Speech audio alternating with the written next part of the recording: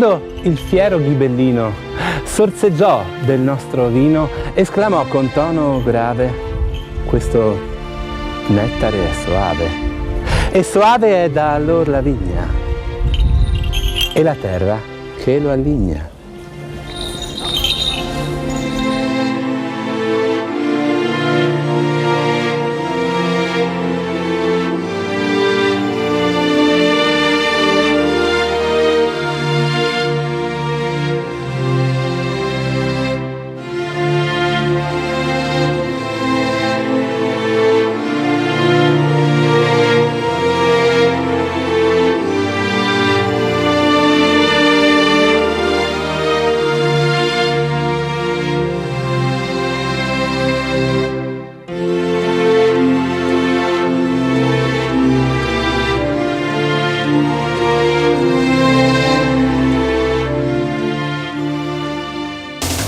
Oggi partiamo da Soave, il presidente del Strada dei Vini, Paolo Menapace, che aveva promesso una colazione un po' particolare, speriamo che sia state parole. Eh sì, perché non si può affrontare una nuova giornata, un nuovo itinerario senza fare una ricca colazione qua dei prodotti che ne avevamo. Naturalmente ci vogliono i prodotti da abbinare a questo meraviglioso vino che è il Soave.